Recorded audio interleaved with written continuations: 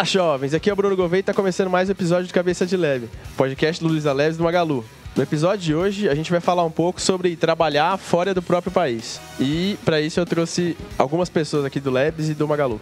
Oi, pessoal. Meu nome é Paulo Pacheco. Eu sou Squad Lead aqui no Luiza Labs há um pouco mais de 6 meses. E a minha experiência fora do país foi quando eu trabalhei em Portugal, em Lisboa, e eu fiquei por lá durante um pouco mais de 1 ano e meio. Bom, sou o Carlos Eduardo, né, o Head de Infraestrutura. Acho que ninguém sabe quem eu sou por Carlos Eduardo, né, o famoso hortelã. Trabalhei na Inglaterra, né, UK, na Booking.com por praticamente 1 ano lá.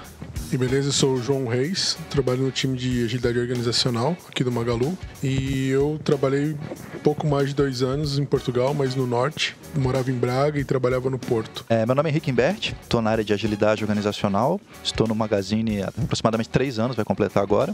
E antes disso eu morei na Suécia, trabalhei no Spotify, fiquei 3 anos por lá. Bem, meu nome é Simon Olsen, eu sou de Nova York. Eu fui o primeiro funcionário estrangeiro na história dos 62 anos da empresa. Antes de entrar no Magalu, eu fui diretor de novos negócios na Google. E agora aqui eu estou responsável para novos negócios e relações com investidores.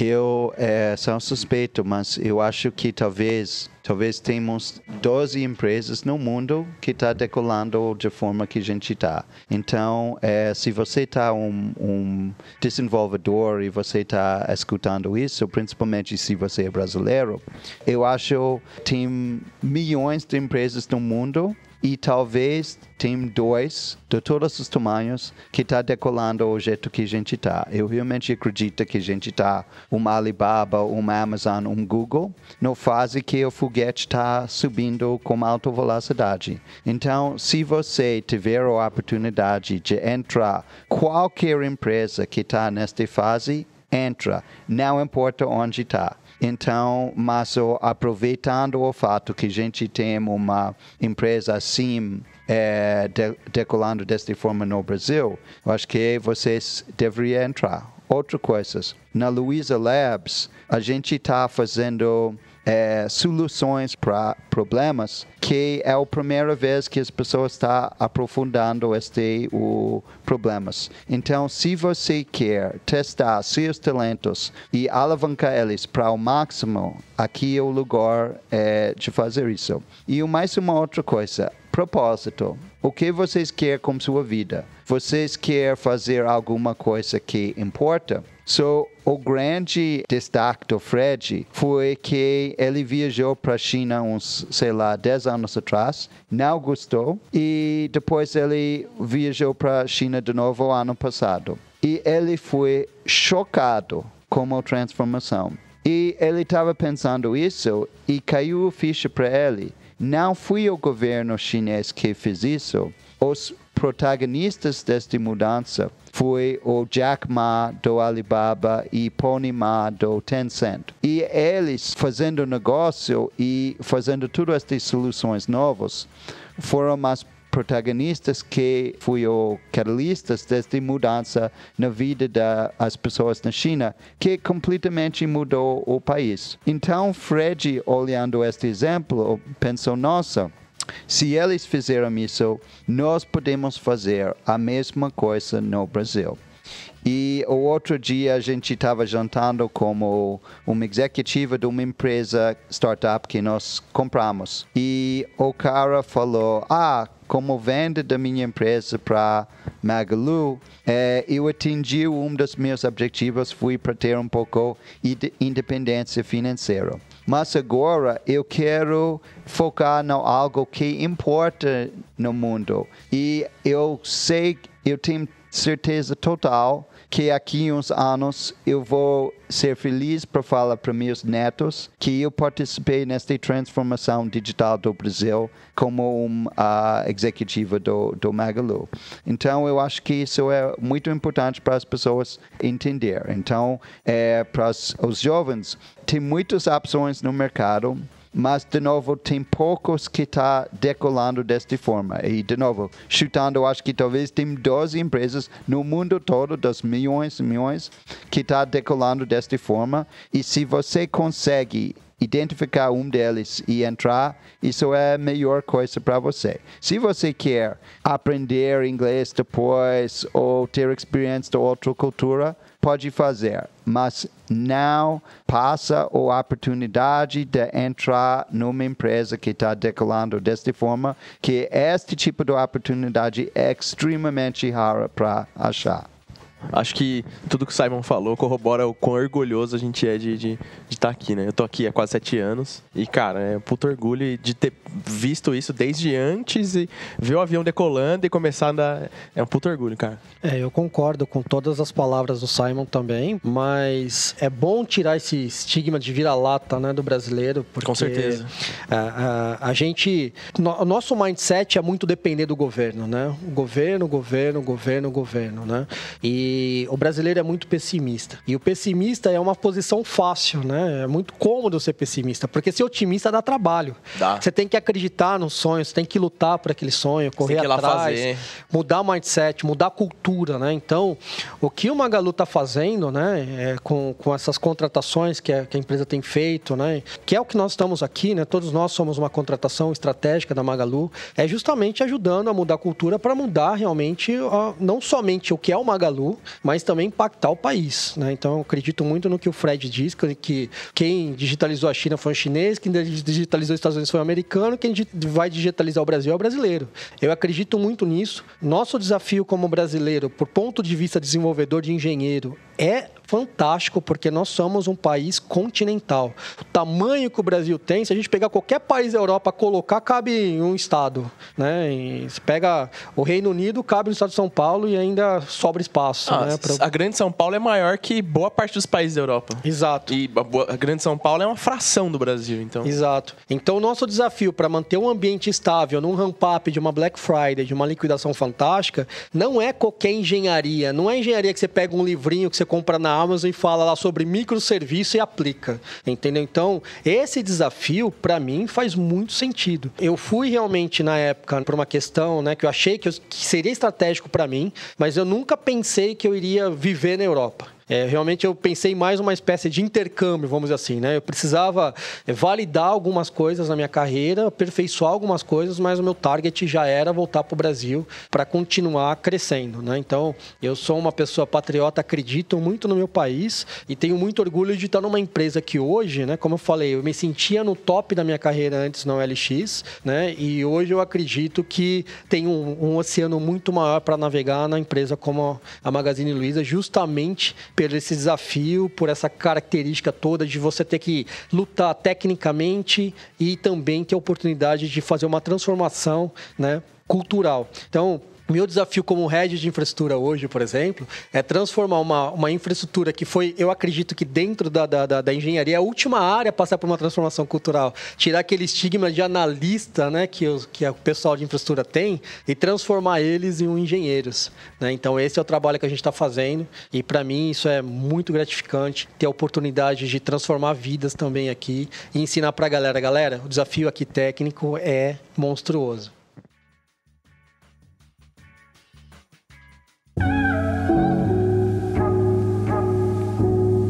Quais foram os motivadores ou o motivador de vocês para trabalhar fora do próprio país? Eu acho que no meu caso teve a questão de um desejo antigo de ter uma experiência profissional fora do país, né? Eu já tinha tido a oportunidade anteriormente, mas tinha optado por não fazer isso.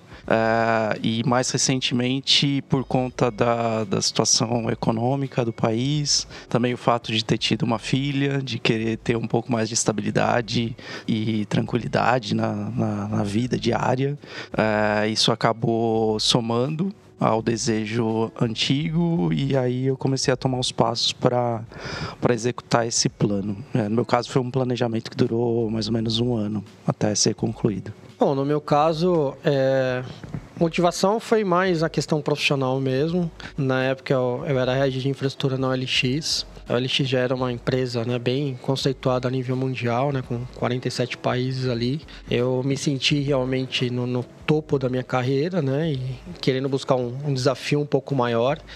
Eu não tinha o inglês ainda, né, no nível que eu gostaria que tivesse.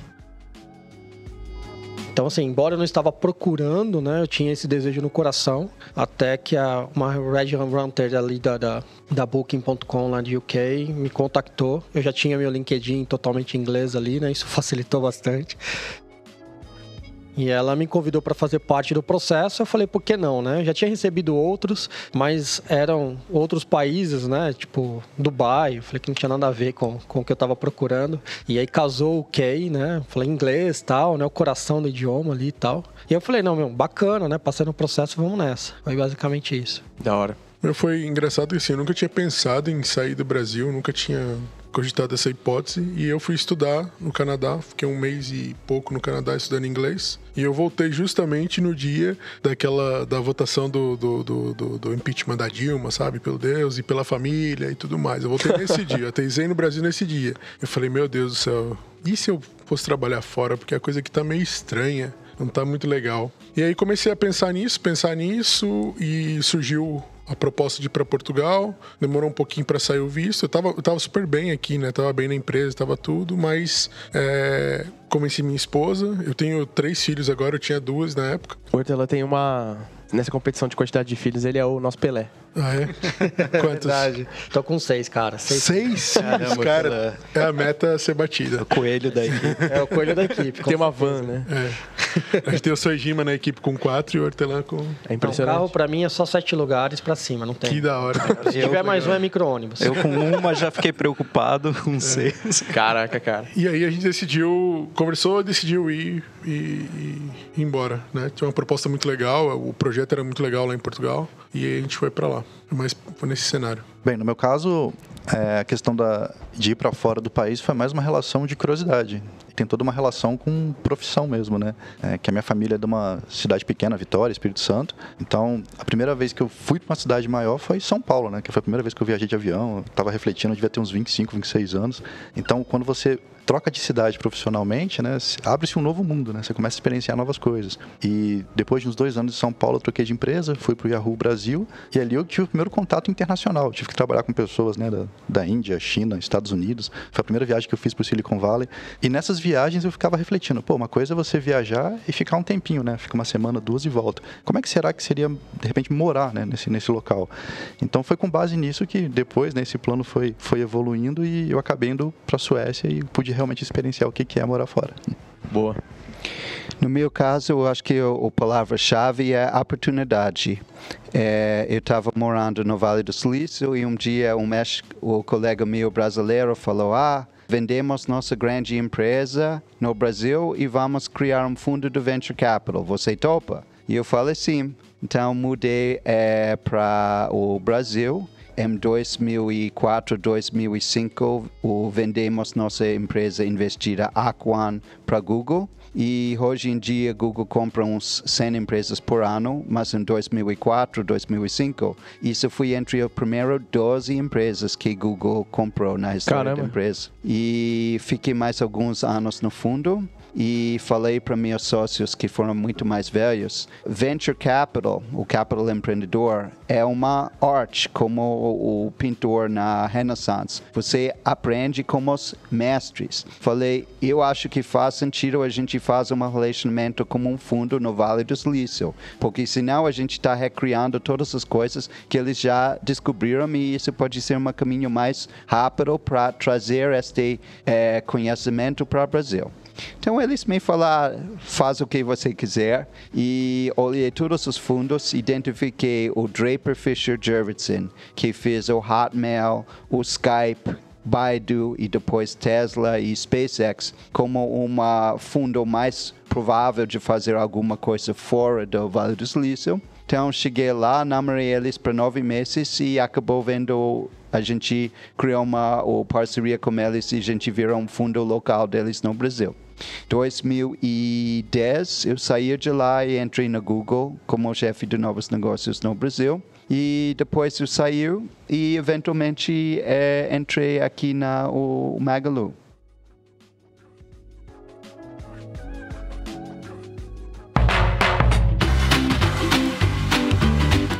Dos perrengues que vocês passaram lá fora, o que vocês têm de coisa mais marcante, assim, em relação a esse fato de mudar para um país que talvez você não conheça ninguém, ou conheça poucas pessoas, bem menos do que você conhece no seu país natal? Então, assim, eu tenho uma história interessante, assim, eu procurei me planejar bastante, né, para fazer a mudança, tanto em termos de documentação, quanto em estudar mesmo para onde eu ia, exatamente o que eu ia fazer e tal.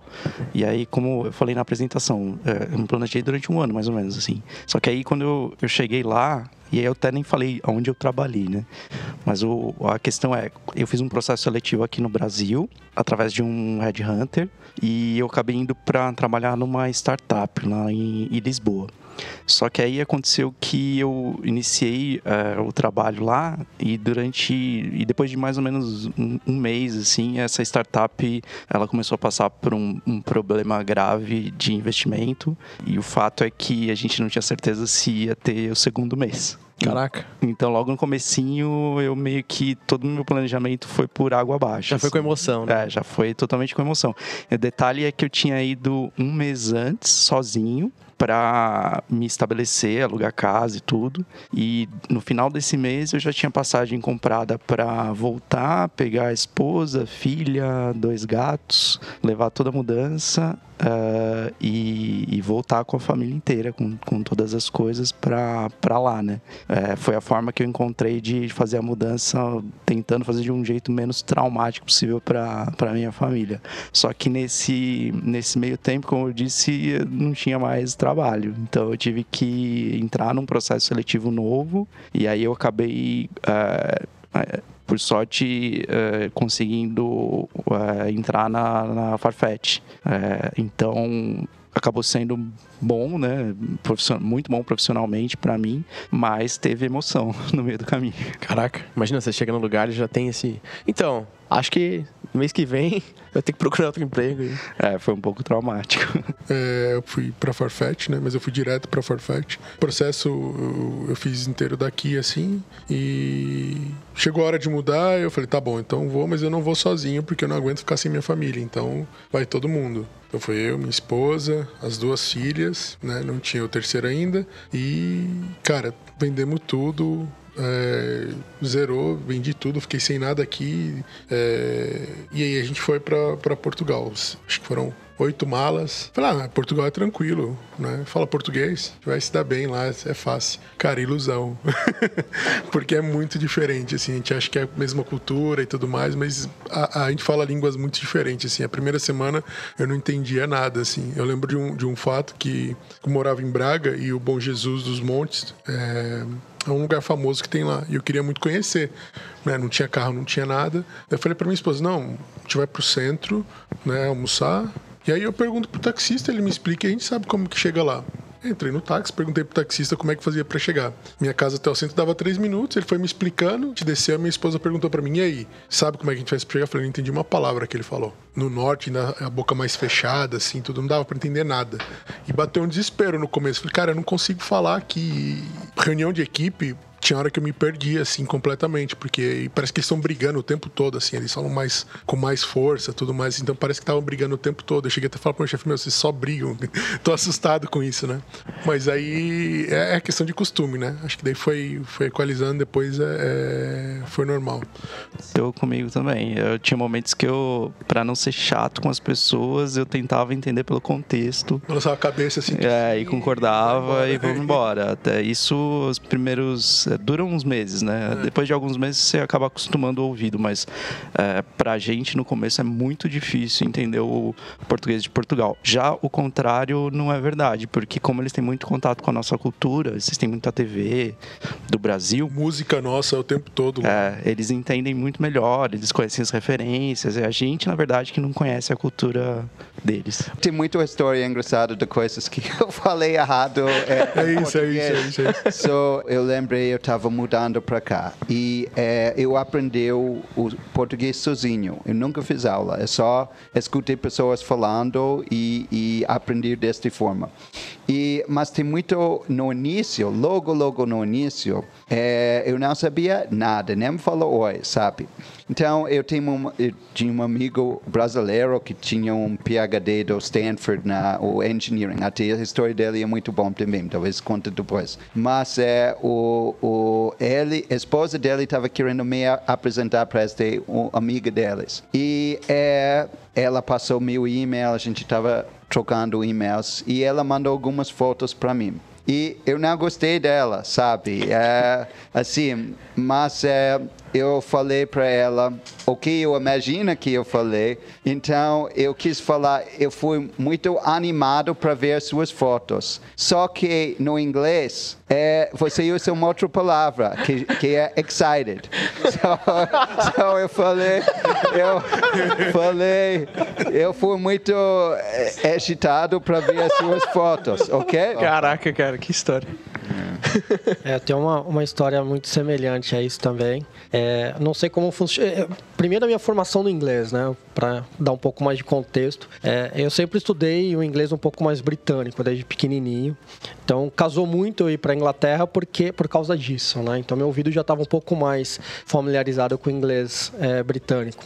Só que é bem aquilo, né, que os nossos colegas aqui que foram para Portugal sentiram, né? Não é porque você sabe um idioma que na hora que você chega lá, realmente é aquilo lá. Você sabe formalmente. Né? Exato. Então... nas ruas a coisa muda. A cidade onde eu fui é Manchester, né? E não é um inglês Queen, né? É um inglês muito regional, muito difícil, né? Então, conforme você vai indo para o norte da Inglaterra, vai piorando. E tem muita questão também das palavras, nos sentidos locais, assim, né? Tem muito questão, né, do condado lá, né? Imagina os feudos, né? Indo naquela época dos reis lá, cada feudo tinha sua cultura própria e aquilo foi virando o país, né? E aí um dia eu cheguei pro meu time totalmente britânico, né? Os meninos, e eu tive que explicar para eles que eles eram muito fechados, né? Time de infraestrutura sempre é muito fechado, muita dificuldade de vender, né? O próprio serviço, o peixe, né? Digamos assim, se valorizar. E eu falei para eles, né? Que eles precisavam expose yourself, né? Se expor mais, né? No sentido de vender o peixe, né? Daqui a pouco todo mundo começou a dar risada ali, uns olhando mais sério para mim. Aí um que era mais colega chegou para mim e falou, né? Ó, Carlos, o negócio é o seguinte, cara, expose yourself para nós significa ficar pelado, entendeu? Então você tá falando para todo mundo ficar pelado aqui. Os caras falam, nossa, no Brasil vocês trabalham assim? O Brasil é tão quente assim, né? Esse brasileiro maluco cheio de... Caraca, cara. E na Suécia? O que você passou de vergonha lá? Principais situações inusitadas assim é muito com relação a ir a um local que eu não conhecia nada da língua, né? Eu tinha contato com, né, Estados Unidos, né, inglês, mas sueco eu nunca estudei, nem tinha pensado em estudar, né? Que eu fui trabalhar numa empresa específica e depois que eu cheguei lá que eu fui vivenciar o contexto. Então, desde o primeiro momento, assim, eu lembro quando eu cheguei, né, pousei lá, tal, fui pegar o trem, aí eu tinha que achar uma estação de trem que era mais próximo lá do trabalho.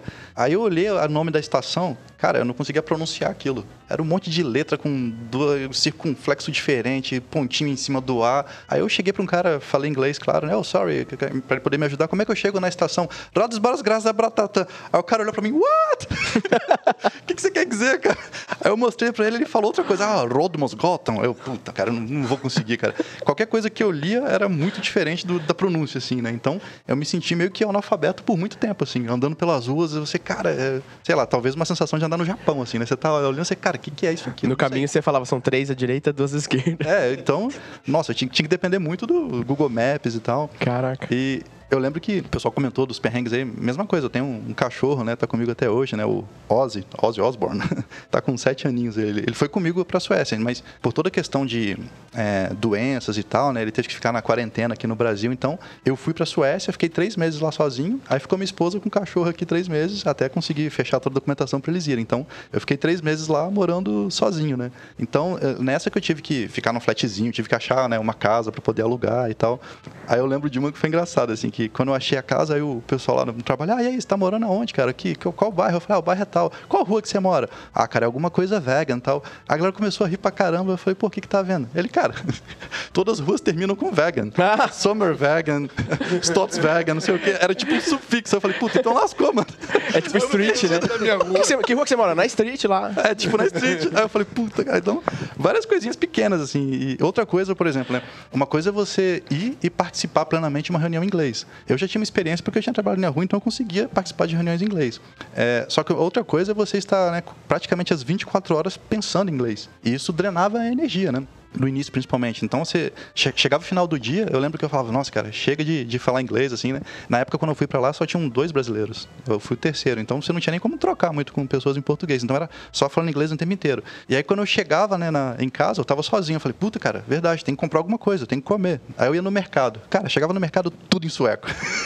Aí, eu, puta, cara, já tava com a cabeça cansada do inglês. Aí, eu tinha que abrir o Translate. Aí, eu ficava lá com os produtos, tentando achar o que era o quê, porque eu não sabia. Aí, eu lembro que eu quis comprar, tipo um suco, assim, alguma coisa do tipo, né? Aí eu peguei, pô, esse aqui parece legal, tal, bacana. Aí eu fui lá. Quando eu cheguei em casa, cara, a parada era tipo um iogurte salgado, assim. Eu falei, cara, que porra é? Então, teve vezes que eu dormi com fome, que eu falei, mano, não vou voltar lá não, eu tô cansado, vou dormir. Nossa, cara, eu fui pra Praga, também não entendia nada. Google Lens me salvou. E, assim, no mercado eu ficava com o celular em cima e ele traduz, né? Aquela região que você tá apontando. Só isso pra salvar, senão...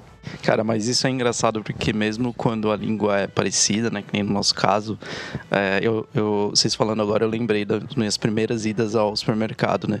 Mesmo aquilo que a gente acha que é normal, tipo, pra gente, sei lá, o sabonete ficar do lado do shampoo, ou qualquer coisa assim. Lá em Portugal tinha umas diferenças também. Então eu lembro de ficar, tipo, meia hora procurando uma coisa só porque eu não sabia onde ela ficava, mais ou menos, assim, então... Foram uns nomes que pra gente é palavrão aqui, é coisa que a gente não fala, e lá é normal, tipo, tinha uma cidade perto da cidade que eu morava bem pro norte mesmo, tinha lá, e aí tinha uns outdoors assim, a Feira da Foda. Você fala que, com degustação. Eu falei, mano, que coisa mais estranha, mas não é ovelha, é um tipo de carne de ovelha e tudo mais e tal. Então, assim, tem algumas coisas que você acha, poxa, o que é isso? Você vai na barraquinha de churros, é porra recheada. Você fala, mano, Depois falam do brasileiro aí, né? Que estranho. Então, assim, é muito ruim, né? Por exemplo, eles não falam bunda. Não existe a palavra bunda em português de Portugal. É cu, é sempre cu. Então, você vê, é muito estranho, assim. Cu sujo. Tipo, você vai... É cu ou rabo, né? Então, assim, você vai... E mesmo a gente falando, né? Eu não vou lembrar de um exemplo, mas eu lembro de uma situação da minha esposa falar alguma coisa e ser super ofensivo. É isso, e aí você vai sempre naquela, mano, isso aí é isso aí mesmo ou não é isso aí? Eu posso falar isso ou não posso? Porque é muito estranho isso, né?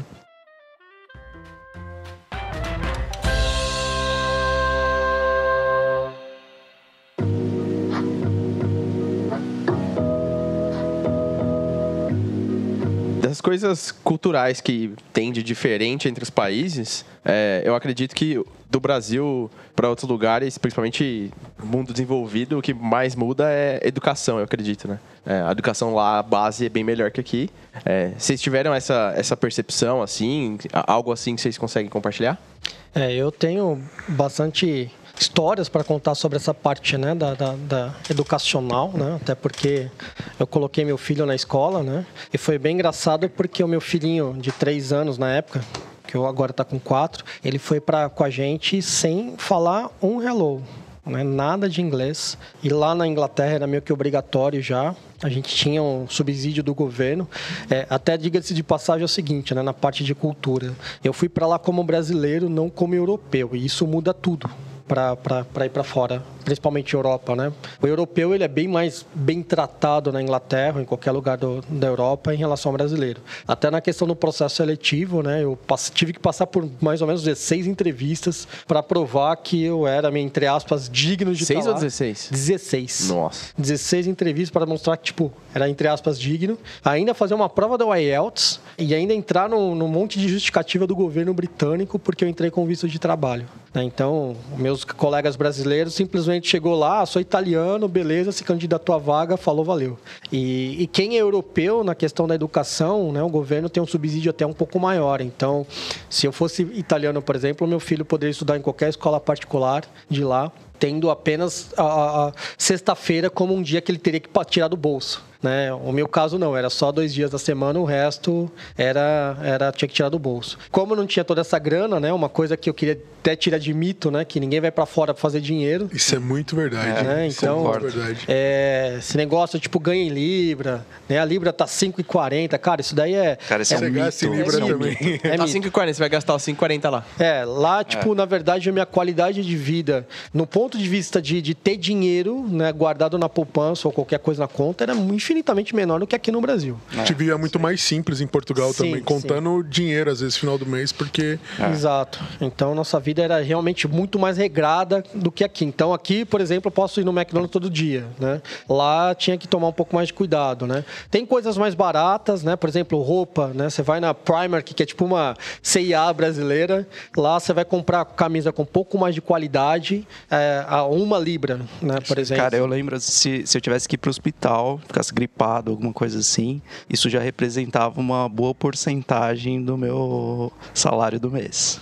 Porque, diferente do Brasil, que a gente está acostumado a ter o plano de saúde, né? Pelo menos onde a gente estava, lá em Portugal, o costume era você ter um seguro. Então, esse seguro, ele te dava direito em hospitais particulares, que, aliás, essa é outro grande mito, né? Que os hospitais públicos são muito bons. São bons, realmente são melhores que no Brasil, mas não são tudo isso. As pessoas têm planos privados de saúde, né? Só que lá, quando você precisa de um atendimento, você paga uma taxa. Se você precisa fazer uma cirurgia, você vai pagar uma taxa também. Então, tudo isso, como vocês estavam falando, representava a despesa no final do mês. Então, eu também senti isso. Eu tinha que controlar muito melhor. Já estava muito menos fora, ficava muito mais... fazia comida muito mais em casa, tudo, porque se perdesse a mão já era, né? Sim, com certeza. Mas aí, voltando no gancho da educação, o que me marcou bastante nessa questão é ver a lista de uniforme do meu filhinho de 3 anos. Era gravatinha. Para o ouvinte que está tentando, tipo né? Harry Potter. Exato. Para quem está ouvindo aí, é mais fácil você imaginar aquele uniforme japonês, né? De mangá mesmo, né? Que tem essa menina de sainho e o menino de terninho. É mais ou menos isso. É o padrão britânico, desde pequenininho é isso. Então, o respeito pelo professor é ensinado desde pequeno. E só para vocês terem uma ideia, né? Eles levam tão a sério a educação que o meu filho, em 6 meses, estava falando inglês fluente melhor que eu. Então, até hoje, em casa, para manter o idioma, a gente brinca em inglês, né? Para manter vivo essa questão aí do idioma. Mas em 6 meses lá, a professora, no primeiro dia de aula, ela muito gentilmente pegou o casaquinho dele, take off, né? Ensinando ele que é tirar o casaco, né? E aí foi brincando com os amigos, etc. E o legal é que hoje ele brinca com um sotaquinho britânico, né? Então, é muito legal lembrar desses fatos aí, né? Outra coisa da questão da cultura, né, que aí entra um pouco mais no universo do mundo profissional, eles realmente...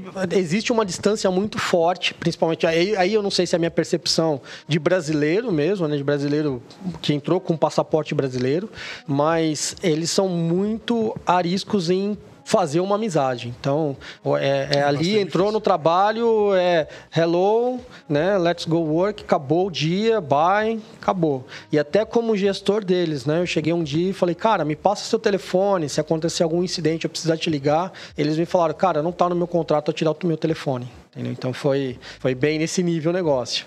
Então tem que ter muito jogo de cintura para conseguir conquistar, convencer, falar que, cara, é melhor para a companhia, etc. Que é bem diferente. Depois de uns 6 meses eu consegui atingir alguns objetivos de pelo menos ter o telefone do time, por exemplo, né? Mas foi uma energia bem gasta ali, né? Mas no geral o nível de educação, né, o lado polite, o lado educacional é impressionante. Assim, você poderia pegar um trem, deixar um MacBook aberto, ir no banheiro com a sua carteira do lado, voltar e tá tudo certo, ninguém mexeu.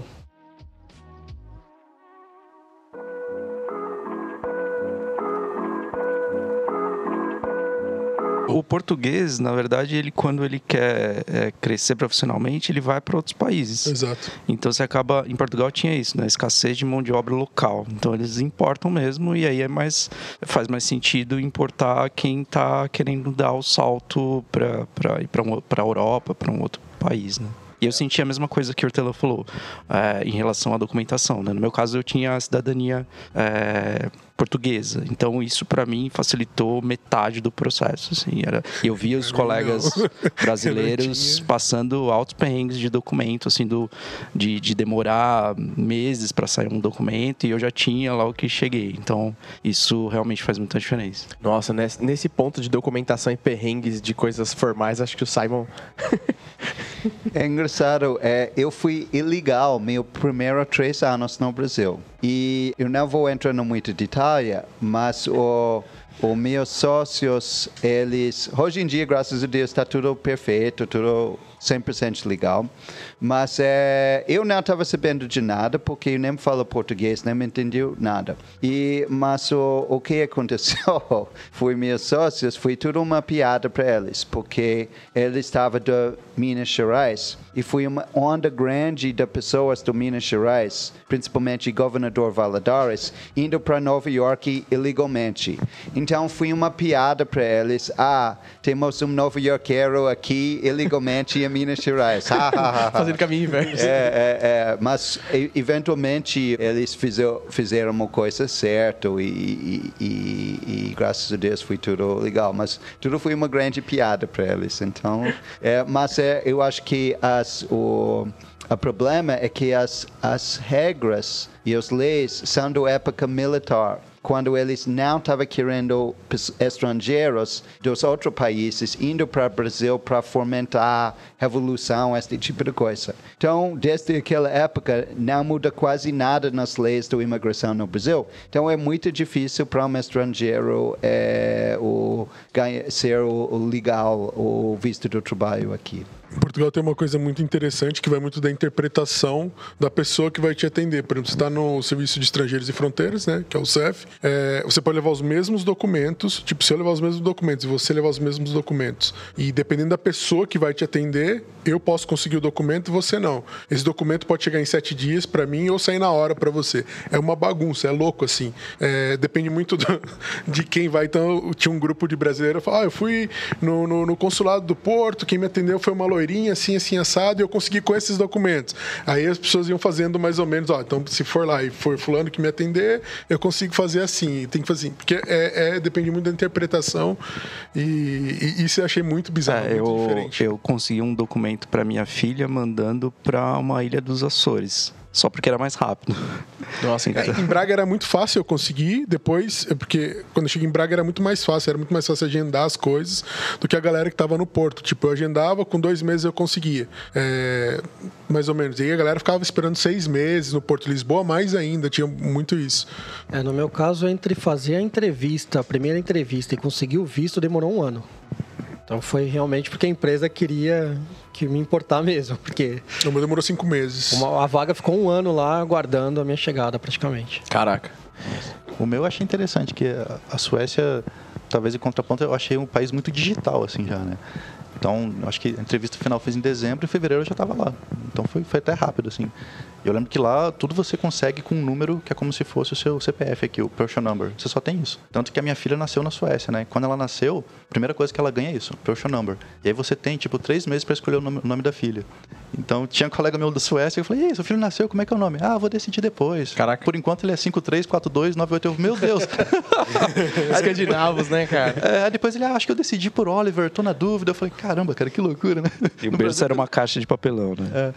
Então, assim, tendo esse número, você conseguia fazer tudo, coisa básica do tipo. Eu lembro que aqui no Brasil eu gosto, né, de treinar, ir pra academia e tal. Aí quando eu fui pra lá, eu falei, cara, deixa eu me matricular na academia, continuar o treino, né? Já tá frio pra caramba aqui, fazer alguma coisa. Aí o cara da academia, qual que é o seu Person Number? Eu falei, cara, ainda tô vendo lá no departamento e tal. Ele assim, você não consegue nem se matricular na academia. Eu falei, caramba, você não consegue fazer nada. Você não consegue abrir a conta no banco, então você fica meio que marginal na sociedade, assim, né? Então, eles têm que correr com isso pra te dar esse número, que aí você consegue abrir uma conta no banco, receber seu primeiro salário. Então, são alguns perrenguezinhos aí também, mas essa parte digital eu achei muito legal. É tudo centralizado. Aqui é a mesma coisa. Se você não tem CPF, você não pode abrir conta bancária. E eu lembrei quando eu estava tentando pegar meu CPF, foi uma época do greve da Polícia Federal. Então demorou, sei lá, 1 ano, 18 meses para pegar o CPF.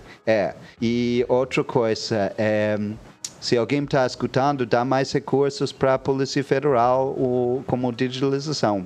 Porque até agora eu tenho RNI, que é o carteira da estrangeiro, e o meu expirou, eu tenho que renovar. Quando você renovar lá, você faz toda a coisa, dá para eles. Demora 6 meses para receber o cartão novo. E neste intervalo você tem uma folha de papel pequenininha para usar para tudo. E a pior, não é entrando e saindo do Brasil, a pior é quando você está no outro país e você está tentando ir para o Brasil e eles falam, cadê seu visto? E você fala, eu tenho esta folha de papel. E eles falam, ninguém me acreditava, eles têm que chamar o gerente para verificar que existe esta coisa. Então é muito complicado. E para entrar e sair do prédio aqui? E eu chego lá com uma folha pequenininha de papel, sabe? Tá difícil. Todo mundo brasileiro já é desconfiado, né? Exatamente. Caraca.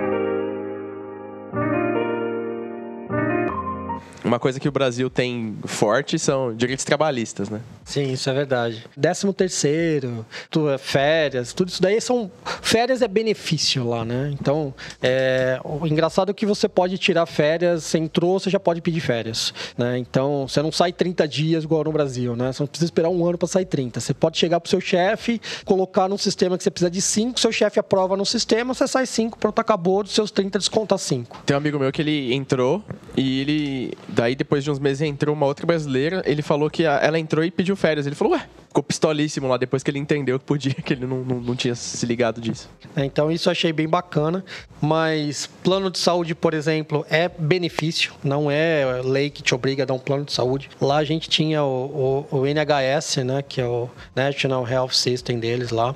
Seria mais ou menos nosso INSS, vamos dizer assim.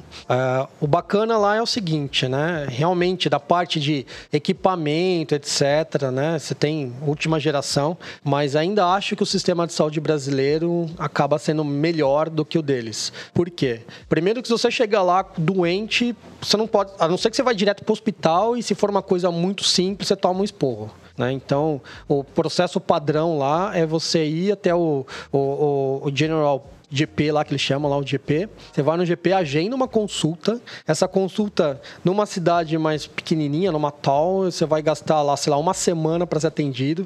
Aí você chega morrendo com dor nas costas, sei lá o quê. Eles te dão uma aspirina, uns remedinhos lá e volta para casa. Raramente eles te encaminham para o médico especialista. E quando encaminham também, aí você espera mais um pouco e aí vai. Então, qualquer plano de saúde no Brasil simples, você já vai direto para o especialista, já marca, já vai para o hospital, já tira raio-x, você já sai com a sua solução mais resolvida. Então, isso me marcou bastante nessa questão aí, né?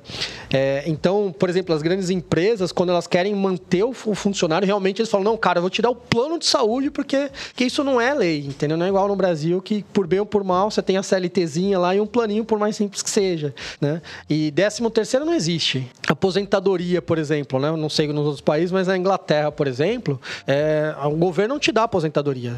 O governo, ele obriga a empresa a te dar um plano de aposentadoria privado onde você vai pagar. Então, você é meio que obrigado a pagar uma previdência privada, né? E a empresa é obrigado a garantir que você contratou essa previdência. Só que o primeiro mês é obrigatório, então você paga e não tem problema, você tem que é obrigado. Depois você pode escolher não se aposentar, então você pode excluir a tua aposentadoria e aí você se ferra no resto da sua vida, né? Vai por conta e risco, né? Vai por conta e risco. Em Portugal são 14 salários, isso é uma curiosidade interessante, são 14 salários. Em termos de saúde, assim, é bem parecido. O que eu percebia das pessoas era que quando era um problema mais simples, né, algo pontual, a pessoa por comodismo utilizava o seguro, né, a saúde privada. Se fosse algo mais grave, tipo a pessoa foi diagnosticada com câncer ou alguma cirurgia, assim, aí pessoa ia para o público para ter um acompanhamento mais especializado, mas era parecido Meu também. filho nasceu no público lá e foi fantástico, sim. Foi muito bom. No meio de uma greve. Uma coisa que eu achei interessante lá, que me chamou a atenção, assim, é a forma como as pessoas tratam a saúde. Eu acho que é meio cultural também, né? Não sei explicar. Por exemplo, lá na Suécia, eu achei curioso que lá eles têm a mentalidade muito mais corretiva do que preventiva. Então, tipo a gente aqui no Brasil, é claro, eu falando do Brasil, eu tô falando com uma visão muito privilegiada, né? Alguém que tem plano de saúde, tem condições e tudo mais. Aqui no Brasil é normal, de tempos em tempos eu vou lá, faço um check-up, né? Faço um exame de sangue, vejo como é que as coisas estão indo. Lá na Suécia o pessoal não faz muito isso não. É tipo, quando ficou doente, aí vai nesse, né? Que lá também é público, e aí vê o que faz pra acontecer. E outras coisas, tipo dentista, assim. Eu lembro que quando eu tava 1 ano lá, aí eu conversei com um sueco, eu falei, cara, tem que ir no dentista lá e tal. Ele, o que tem? Você tá com dor? Eu falei, não, só, né, fazer a limpeza normal e tal. Ele, qual dentista que você vai? Ele falou assim, eu nunca fui no dentista. Eu, o que você nunca foi? Como? Então, assim, tem umas coisas muito loucas, assim, a forma como a gente no Brasil é normal, assim, cara, né? Mas, mais uma vez, no Brasil, visão privilegiada, uma vez por ano você vai lá, 6 meses até eles pedem, né? Então, essas são algumas coisas que meio que chocam a gente, assim, coisas que a gente, às vezes pra gente é importante, pra eles não são. Então, por isso que é legal essa coisa da experiência cultural, né? Você vivencia o outro, então você volta meio diferente. Questão até de religião, né? A gente fala Brasil, um país super católico, né? Também tem a parte evangélica, assim, mas as pessoas geralmente é um país cristão. Lá é um país muito ateu. Assim, os caras são muito desenvolvidos e com ciência. Lá é tudo ciência e tudo tem uma explicação. E eles já estão muito resolvidos, né, com relação a... É um país mais igualitário, vamos dizer assim. Eles não têm muitas dificuldades, então religião é algo para eles meio estranho, assim. Mas como assim, esse negócio de Deus e tal? Eles não... São bem mais secos e explicam com a racionalidade. Caraca, que doideira.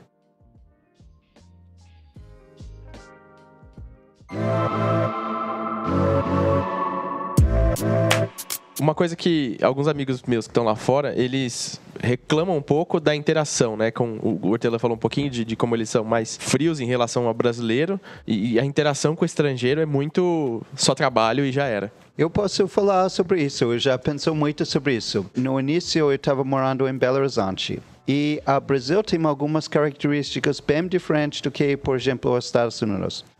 Tipo, se você é um mineiro de Belo Horizonte, você nasce em Belo Horizonte, você vai ficar estudando lá e a grande probabilidade é que você vai ficar lá sua vida toda. Nos Estados Unidos é bem diferente. Você vai... Vamos falar, você é de um lugar, quando você chegou aos 18 anos, você vai para a faculdade. É extremamente comum que você vá para a faculdade num outro estado. É muito comum. E quando você vai para a faculdade, a maioria das pessoas mora fora da casa deles, sabe? Alugar um apartamento e mora. E o que aconteceu? Eu fui extremamente bem recebido na Belo Horizonte. E as pessoas legais e tudo. Mas uma coisa que eu percebi que aconteceu é que o nível das amizades não foi tão profundo. E depois, com todos esses estudos sobre mídia social, eu aprendi por quê. Tem muitos estudos que falam que a pessoa normal temos, acho que 13 grandes amizades, ok?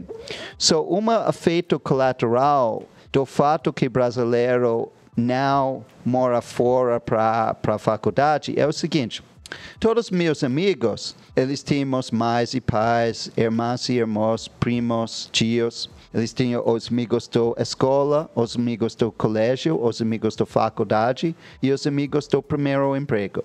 Como eu cheguei mais tarde na vida deles, de paraquedas, eles já tinham preenchido estes 13 relacionamentos fortes. Então, como a cidade não foi tão dinâmica, o 13 posições foram já preenchidas e eu fui número 15 ou 16 na lista, mas afetou muito a qualidade das amizades. Quando isso caiu ficha para mim, foi porque eu fui visitar meu irmão no Hong Kong, onde ele morou por muitos anos. E no Hong Kong, eu fui tão impressionado porque o telefone dele nunca para de tocar.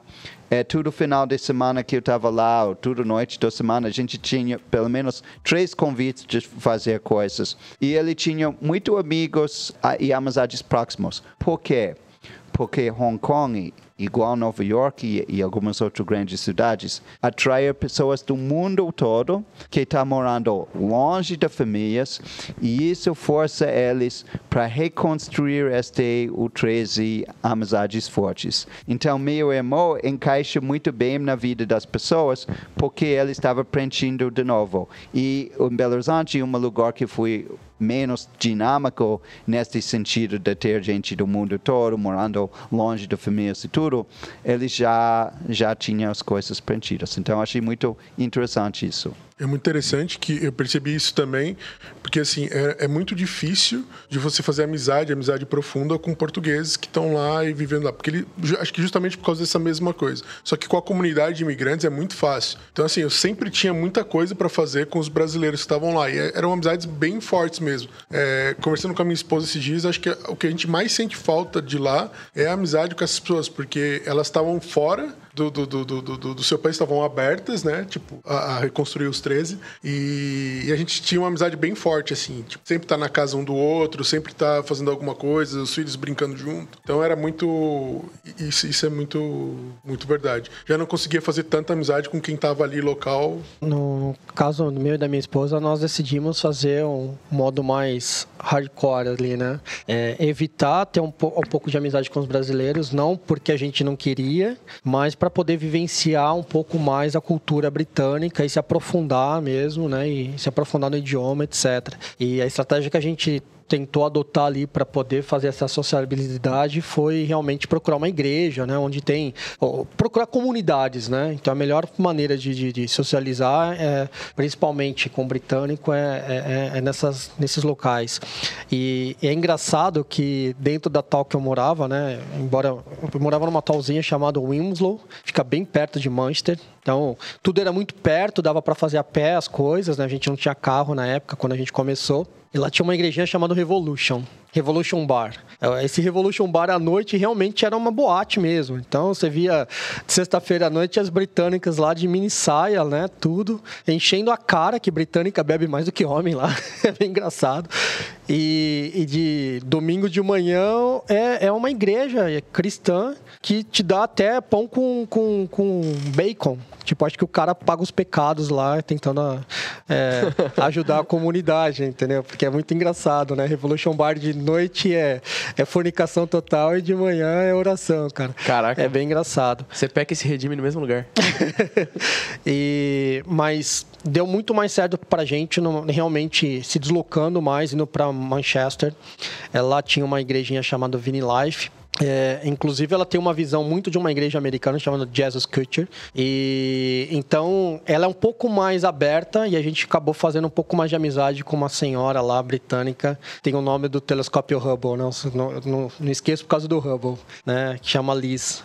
Essa senhora, ela realmente entendeu mais, né, ela conseguiu se colocar no nosso lugar ali, ter um pouco mais de empatia, e nos visitou na nossa casa, né, almoçou ali com a gente, né, nos ensinou um pouquinho da cultura britânica e tal. Então, foi uma experiência bem bacana que a gente teve ali, né? Foi a única pessoa ali que a gente conseguiu se conectar e nos ajudou a se conectar. E acabei me conectando também com outros americanos, né? Que também moravam lá. E é bem legal ver a diferença do americano e do britânico. O americano, ele é mais aberto. Então, tinha uns amigos americanos lá, eles eram meio doidos, assim. Oi, aí, Carlos, tudo bem? Tal, não sei o quê. Já o britânico, Mr. Carlos, sabe? Era bem diferente. Era bem engraçado isso. Mas é uma boa estratégia, né? Ir para uma comunidade que acho que é onde você consegue fazer mais amizades. Legal. O engraçado é que em Portugal, igreja... Eu sou protestante, a gente procurou igreja também lá, e é só de brasileiros. A maioria das igrejas é só de brasileiros. Assim, o catolicismo é muito forte, então quem segue alguma religião lá geralmente é católico. É muito difícil. Quando você acha uma igrejinha protestante, ela é praticamente só de brasileiros. No meu caso, eu também me beneficiei desse senso de comunidade, né? Eu acho assim, depende muito das pessoas que você conhece também, da experiência pessoal, né? No nosso caso, eu e minha esposa, tudo, a gente fez amizade com pessoas que viraram praticamente nossa família lá, né? então que nos ajudaram muito em diversos aspectos e até a gente sente muita saudade, muita falta dessas pessoas com o retorno. O que eu sentia de dificuldade, às vezes, eram sutilezas, né, da própria cultura e comunicação, né? Eu me lembro, assim, principalmente em Portugal, se você não faz uma pergunta direta, assim, não espere que a pessoa te responda. Então, eu lembro de situações onde eu dizia alguma coisa, assim, se eu tô aqui falando contigo, minha própria linguagem corporal vai dar a entender que eu espero uma resposta, né? E lá eu fazia isso e a pessoa, silêncio, assim, e ficava uma situação... Tipo, você sabe onde fica a farmácia? Sei. Não, Eles não assim, te falam onde uma pergunta direta é respondida, mas se você só cita uma situação onde aqui a gente esperaria que a pessoa complementasse ou desse uma opinião, lá a pessoa não ia dar opinião nenhuma, ia ficar em silêncio e se vira aí na sua conversa. Então, eu senti um pouco de dificuldade no início nisso, assim, de ficar esperando alguma coisa ou falar alguma coisa que eu achava engraçado e a pessoa não dava risada e tudo bem. Então, as piadinhas nunca funcionam. Eu tenho uma situação bem engraçada. Engraçada agora, mas na hora me deu muita raiva, né? Eu tinha alugado um carro e dirigir na mão britânica foi um desafio, né? Porque é o oposto. E na primeira vez que eu aluguei um carro, né? Eu me sentindo, né? O próprio James Bond, né? Uma BMW lá. E aí eu fui levar minha esposa para almoçar num restaurantezinho brasileiro, né? A gente tava com saudade da feijoadinha. Aí eu achei no Google Maps lá um restaurante e tal, vamos lá, né? Aí vou cortando as ruínas, tudo tal, e tem uma rua que eu entrei, eu perdi um pouco o senso de distância do lado esquerdo do carro com a calçada e bati o pneu, estourou o pneu. Aí beleza, né? Vamos trocar o pneu da BMW, né? Abro o porta-mala, cadê o step, né? Puta, não tem. Não tem. Aí vou atrás, um tal de kit reparo, não tem, né? Aí tinha um cara que trabalhava comigo, né, na mesma empresa, né, nativo de lá, passou por mim. E aí, Carlos, beleza? Aí, cara, estourei meu pneu. Legal, cara, falou. Foi embora. Então, tipo... Que ruim pra você, hein? Tô indo almoçar, falou. Tô tendo um legal, dia de azar. cara, tô indo almoçar agora, falou. E deixou lá, cara, nem pra falar, você precisa de alguma ajuda, tal, não sei o quê. Eu ainda não estava com inglês, né, tão bom assim, principalmente na parte do listener, né, de conseguir falar no telefone com a seguradora.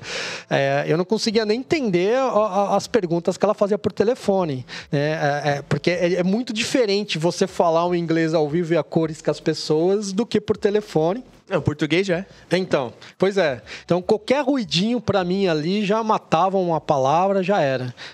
Eu resolvi, só para terminar a história, né? Eu parei em frente a um prédio ali, vi que estava fechado, bati no vidro. Tinha uma moça que estava fazendo papel de guarda ali. Aí eu expliquei minha situação, expliquei que eu era brasileiro, né? Que eu não conseguia muito interagir. E pedi para ela conversar com a moça da seguradora e tentar me ajudar ali, né? E aí ela ia me perguntando, como estava ao vivo, né, ela repetia a palavra para mim, tá, beleza, deixa eu pegar a placa do carro, né? Deixa eu tentar os detalhes. E eu não sabia partes do carro em inglês ainda, né? Porta-mala, por exemplo, é boot, né? Eu não tinha essas noções, né? Como falar porta-mala em inglês? E aí a moça foi me ajudando, aí eu esperei mais umas 3 horas até vir um cara para ver se o pneu era realmente o pneu que eu passei. Aí o cara falou, não, realmente é o pneu para mandar de fato o borracheiro que veio com a roda nova lá. Deixa eu ver se esse pneu é esse. Daqui a 2 horas vem o pneu. Foi bem isso. Aí veio o cara com o pneu novo, tal, numa vanzinha, tirou o pneu o lacre do pneu, encaixou na roda lá, fez a manutenção. E aí falou, valeu, eu segui para casa. E, obviamente, né, a gente não almoçou no restaurante brasileiro. Tivemos que comer um salgado lá no Starbucks, que ficava lá perto, e foi uma droga o dia.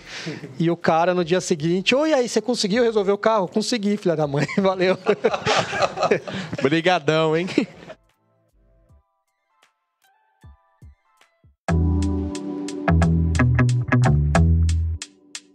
Tem pessoas que saem do Brasil, às vezes, com um certo ódio, assim, esse país, nada funciona, nunca mais eu volto e tal. No meu caso, eu fui em busca de algo, e eu acho que cada país tem prós e contras, e depende muito do seu momento de vida e tudo mais, né? No meu caso, eu estava me mudando da Suécia. Depois de 3 anos, eu fiz uma transferência para Boston, então eu vendi minha casa lá e estava indo para Boston já, tudo certinho, né? E eu estava de férias no Brasil. Então, de férias aqui, comecei a conversar com meus amigos, né? Que eu tinha morado 6 anos em São Paulo e tal. Aí eu fui dar uma palestra, me convidaram para dar uma palestra no Magazine Luiza, foi meio que uma furada, assim, né? Eu estava de férias aqui, né? tive que, pô, eu cheguei. Vem tomar um café com a Eu gente, falei, caramba, aqui no cara. palco. Né? A ideia era um chopp, um café, vem dar uma palestra. E aí depois a furada ficou pior, que não é em São Paulo, é lá na cidadezinha chamada Franca. Eu falei, como que é isso, cara? Mas enfim, o que eu acho interessante dessa história é que eu fui lá fazer um favor, né, poder falar um pouco, né, sobre empresas digitais e tudo mais, né, cultura, ágil e tal. E eu acabei me ficando encantado com a empresa em si, que eu achei muito legal. Eu tive acesso, né, às palestras dos outros executivos, eu vi o CEO falando, que é o Fred, né. Uma coisa que me chamou muita atenção foi a clareza estratégica, que eu via muito lá, né, da Europa, as empresas começando a falar de transformação digital. Eu nunca opinava sobre isso porque eu só trabalhei em empresa digital, então quem sou eu para falar de transformação? Eu estou ajudando as digitais a crescerem, né. E vendo o Fred falar de uma empresa, né, que na época 60 anos, né, como é que foi, familiar, abriu, tal, né, competindo, né, com agora, né, Amazon, Alibaba, Mercado Livre e tal, e tendo esse nível de estratégia muito claro com os passos ali. E eu comecei a refletir, eu falei, puta, cara, eu tô na Suécia indo pra Boston, um cara aqui em Franca falando coisas que estão muito, assim, estão níveis até melhores do que às vezes quando vendo empresas que eu via no Yahoo, uma confusão estratégica, que empresa que é essa? Vai pro lado de advertisement, é lá de tecnologia, né? O próprio Spotify também, né? Empresas que estão tentando dar lucro, né? Tentando achar o seu product market fit, tentando explorar. E aqui, assim, uma empresa já dando lucro e tentando exponencializar e tal. Então isso deu um certo orgulho. Falar, puta, que legal de ver isso acontecer no Brasil, né? E ao mesmo tempo, outra coisa que me chamou a atenção foi essa questão de ser uma empresa muito focada no o certo é certo, né? Questão de ética, né? De honestidade, fazer do jeito certinho e tal. Então, foi nessa que a gente acabou conversando sobre uma coisa que eu via nas empresas que eu não tinha visto acontecer ainda, que é ver como é que a gente faz para a agilidade acontecer não só em tecnologia, fazer isso acontecer na empresa como um todo, né? E ter alguém na empresa falando, cara, se a gente conseguir fazer isso para os 30 mil colaboradores, né, acontecer, seria fantástico e tal. Então foi nessa que eu acabei meio que fui ágil na vida, né? Eu falei, né? Que eu defini, estou trocando de país. No meio do caminho eu vi que tinha uma outra coisa mais interessante, eu só mudei o país, então continuei a mudança, a gente mudou a direção e atingiu o objetivo. Puta, bem legal. Eu acho que falando de aprendizados, né, de ir e voltar, eu acho que no meu caso, e talvez para as outras pessoas também faça sentido, é a gente aprender a dar valor para aquilo que a gente tem de bom e que às vezes a gente desconsidera quando a gente está pensando em ir para fora, desde as coisas simples, como estar perto da família, dos amigos, da nossa cultura. O sol, é verdade, o clima. Nunca valorizei tanto o sol, cara. Até a gente aprender que muitas vezes a gente subestima a nossa própria capacidade profissional. Então tem muito isso. A gente costuma a olhar muito para fora e esquece que a gente tem diversas características positivas que possibilitam cada um dar uma contribuição para esse crescimento, no caso aqui, no nosso caso, dentro do Magalu. E a oportunidade, né? Como todo mundo falou, no meu caso como Squad Lead, e o que eu tento passar para a equipe, para pessoas que são mais novas, talvez, na carreira, dar valor para a oportunidade que elas estão tendo aqui, né? Porque a empresa passa por esse crescimento, tá em diversas áreas, como o Ortela falou, fazendo transformações para atender a demanda cada vez maior que a gente está tendo. Então, esse tipo de experiência, ela precisa ser valorizada, né? Porque por mais perrengues que às vezes a gente passe aí numa Black, aí tentando atender a demanda e atendendo a demanda, né, fazendo esforço para isso, essa é uma experiência que pouquíssimas empresas têm, né, no mundo, né, como o Simon falou também. Então, assim, ou você vai para fora para uma empresa que está no mesmo nível, só que aí você tem que passar por todo o processo de estar num outro país, com outra cultura, longe da família, ou você aproveita aquilo que a gente tem aqui, que é muito mais fácil, né? Então, claro que é muito bom ter essa experiência, né, e voltar. Eu, particularmente, não me arrependo em nenhum momento. Talvez o que eu me arrependo foi não ter considerado isso algo temporário, né? Eu achei que ia ser, talvez, algo um pouco mais longo, ou até mesmo permanente, e aí eu fiz mudanças na minha vida que eu talvez pudesse ter esperado um pouco mais e que aí, quando eu voltei, eu precisei desfazer. Em termos de coisas e documentos, enfim. Mas a experiência é válida e para quem está aqui, Se quiser ter essa experiência, como o Sérgio falou, pode ter, mas saiba que aqui no Brasil você pode também ter uma experiência muito positiva e é importante a gente dar valor para isso. Animal. Eu tenho uma opinião assim, né? Quando eu fui para Portugal foi para ser para sempre. Eu não imaginava voltando assim pro Brasil e tudo mais. Então, para mim era uma coisa que ia ser para sempre. Eu também vi o Brasil de uma forma diferente, né? Eu não via o Brasil com todas as oportunidades que a gente tem aqui, com todo o potencial que a gente tem aqui. E estar lá me fez enxergar de forma diferente, né? Eu podia ter optado em ir para outro país, né? Eu tinha outras oportunidades, né? E optei por voltar. Existem coisas que a gente menospreza quando a gente está aqui, a gente não dá o valor. Por exemplo, a proximidade da família, a proximidade de estar com as pessoas, né? Isso e quando está fora, você percebe bastante isso, né?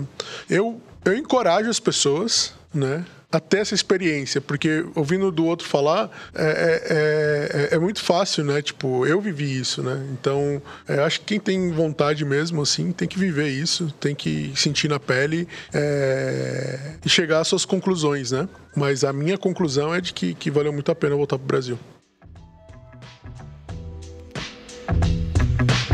Bom, acho que é isso aí. A gente tá no Twitter e no Instagram como @cabecadlab. Eu tô também nas mesmas redes como BF Gouveia. Eu tô Henrique Imbert, pode me achar no Twitter, @Imbert. Boa.